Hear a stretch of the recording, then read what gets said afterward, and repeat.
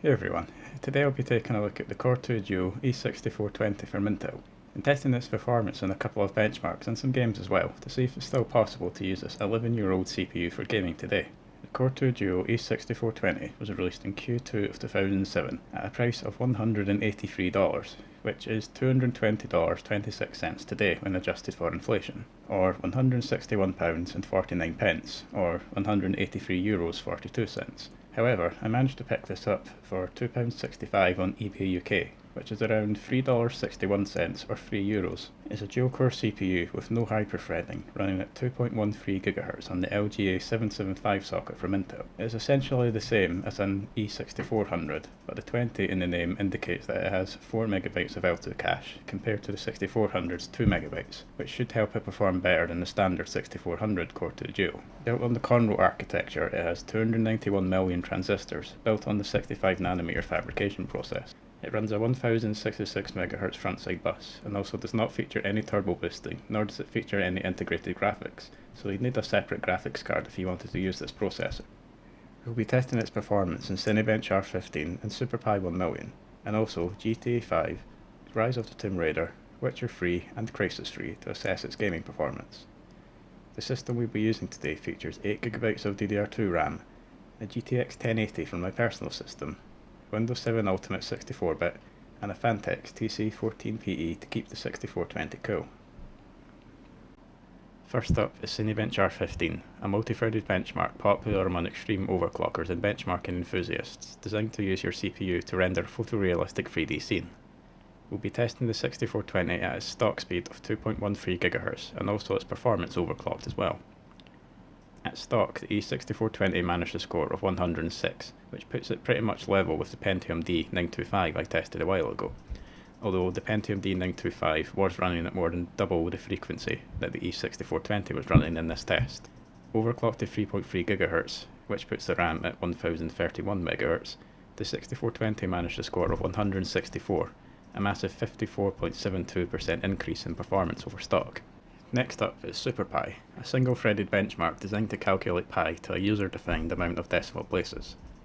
Today we'll be testing the 6420's performance on the 1 million decimal place preset and conducting 10 runs and taking the fastest run from those 10 runs, for stock and overclocked configurations respectively.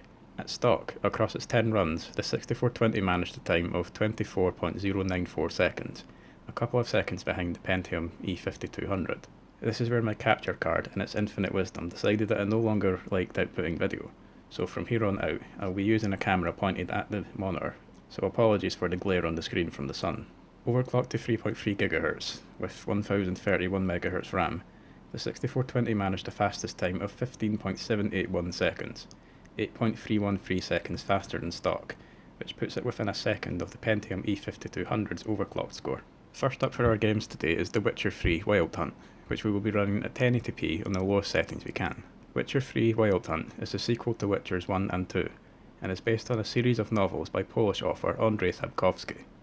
It was released on 19th of May 2015 for PC, PS4 and Xbox One, and is a massive open-world game in which you control the main character, Geralt of Rivia, on a quest to save his adoptive daughter Ciri from the Wild Hunt.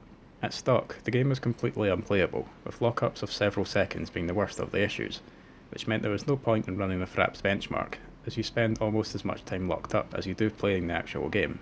Apart from that though, the FPS is under 20 in villages, with severe stutter making it unplayable regardless of the lockups. Outside of the villages, the FPS does creep up to playable levels, but again, this doesn't really matter. Overclocked performance was definitely smoother, with FPS near 30 in the villages. However, the lockups were still present and just as bad as before, which means that a Fraps benchmark is out of the question this time as well. Next up is Crysis 3, which we will be running at 1080p on the lowest settings we can. Crysis 3, the sequels to Crysis 1 and 2, released on 18th February 2013 for PC, and follows the character Prophet and a post-apocalyptic version of New York City in the year 2047. Fraps won't display in this game for me, so I've enabled Origin's in-game FPS counter, which is in the top right hand corner of the screen.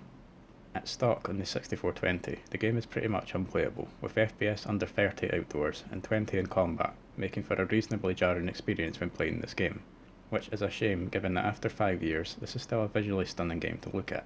Unfortunately, I lost the footage for the overclocked gameplay, but I still have my notes from it. and when overclocked to 3.25 GHz, the 6420 transformed the game into something quite playable, with the game noticeably smoother than at stock, with some dips below 30 going into grass and some minor stutter, but other than that, it was an enjoyable experience and definitely playable. Next up is Rise of the Tomb Raider, the sequel to 2013's Tomb Raider, which we will be running at 1080p on the lowest settings we can, using DirectX 11 as Windows 7 doesn't support DirectX 12. It was released as an Xbox exclusive on the 360 and the Xbox One in November 2015, and on the 28th of January 2016 for PS4. It's set 1 year after the events of the previous game and follows Lara Croft as she battles an organisation called Trinity, on a quest to prevent the Divine Source, a supposed source of immortality, from getting into their own hands. The 6420 at stock had a fair amount of problems running this game, with severe stutter and FPS dips under 15 when going into the water. There were also issues with texture popping, the most severe of which happened when enemies were nearby, causing structures and opportunities for cover to not be rendered at all, making combat quite difficult at times. Combat in general though is quite tough, as the game stutters pretty badly in intense scenes. A Fraps benchmark across 30 minutes averaged 28 frames per second, with 1% and 0.1% lows of 11 and 7 frames per second respectively, overclocked to 3.25 GHz with the memory at 1016 MHz. The game did fare a bit better FPS wise, but exhibited the same issues as the stock configuration showed, with a Fraps benchmark showing an average of 40 frames per second, with 1% and 0.1% lows of 15 and 9 frames per second respectively, showing the 6420 to be a horrible choice for this game. Lastly is Grand Theft Auto 5, which we will be running at 1080p on the lowest settings we can. Grand Theft Auto 5 released on 17th September 2013 for Xbox 360 and PS3, with Xbox One and PS4 releases coming on 18th of November 2014, and a PC release finally happening on the 14th of April 2015. The game follows the lives of Michael, Trevor and Franklin, and is set in San Andreas, a fictional state based on Southern California, with elements borrowed from Rockstar North's home country, Scotland. With the 6420 at stock, the performance out in the desert is reasonable, but the game does suffer from stutter when moving at high speed, which makes driving quite hard at points. The amount of stutter the game exhibited also causes some input lag, which only added to how tough the driving was. Venturing further into the city setting, and the FPS dips under 30, but if you can put up with the stutter and low FPS, it can be playable, but not particularly enjoyable. A 30-minute Fraps benchmark showed an average of 33 frames per second, with 1% and 0.1% lows of 14 and 3 FPS respectively. Overclocked to 3.25 GHz, the 6420 fared a lot better, with FPS over 50 in the desert, with no stutter or input lag to speak of. FPS in the city was also quite reasonable, sitting somewhere between 30 to 35 frames per second. The lockups were also gone, and the game was quite enjoyable to play. A Fraps benchmark showed an average of 48 frames per second, with 1% and 0.1% lows of 27 and 19 frames per second respectively, showing that the 6420 when overclocked is suitable for GTA 5 today. Overall, the E6420 was both frustrating and fun to test, as it was a fantastic overclocker, held back only by the RAM, but also saw the demise of my capture card, which was unfortunate. It's pretty cheap, at only a couple of pounds, and it's enough for day-to-day computing, such as browsing the internet and watching YouTube videos for example. It could probably be used on some older and less demanding games, but is mostly unsuitable for today's games and those within the past few years.